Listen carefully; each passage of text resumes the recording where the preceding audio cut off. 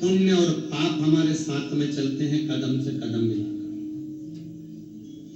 किसी के लिए अच्छा सोच रहे हो, आपके पुण्य है। किसी के लिए बुरा सोच रहे हो, आपके पाप है।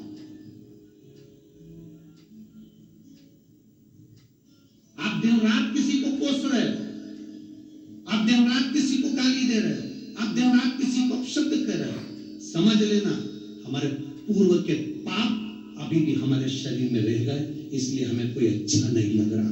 हम उसमें बुराइयां ढूंढ रहे हैं, हम अपशब्द कर रहे हैं, हम ताने दे रहे हैं, हम गालियां दे रहे हैं, हमारा टेढ़ा हो गया, हमारे भीतर वो पाप रह गया, हमारे भीतर वो पाप अभी भी रह गया, हमारे भीतर वो पाप कर्म अभी भी रह गया।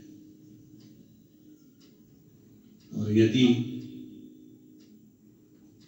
हम भगवान शिव की अविरल भक्ति में डूबे हुए हैं, कोई अच्छा कार्य कर रहे हैं, कोई अच्छा कार्य कर रहे हैं,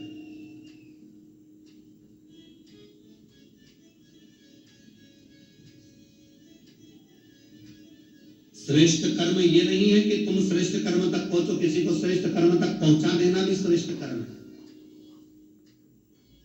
है। एक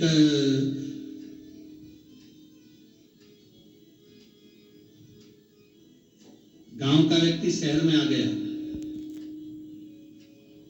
और उसके पास में एक छोटा सा कार्ड था उसके बेटे का, वो लेके घूम रहा था।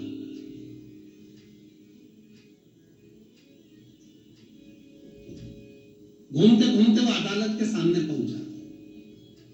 वहीं पर एक वकील साहब केस हार के बाहर खड़े हुए थे, काला कोट पहने थे, केस हार गए थे। उन्होंने, गांव का व्यक्ति था, उसने पूछ लिया, ए भाऊ,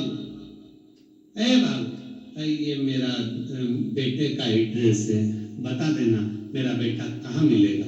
इतने में वकील साहब तो केस हारे हुए, उसको गुस्सा आ रहा था और वकील को गुस्सा आ रहा था, केस हार के बाहर निकला था। इतने में ये उसके प्राण खाने पहुंच गया, बता देना भाई मेरा बेटा कहाँ मिलेगा। वकील ने कहा, भाग यहाँ से। आ गया कहाँ से? भाग। जो वकील ने हाथ कर कर भगाया उसको, भाग यहाँ से। उस व्यक्ति को लगा कि वकील साहब ने कहा है यहाँ मेरा बेटा मिलेगा, वो उसी रास्ते पर चले गए जहां वकील ने हाथ करा। पूछते पूछते पूछते पूछते वहां तक गया, आगे कथा हो रही थी भगवान की, उसमें जाकर बैठ गया।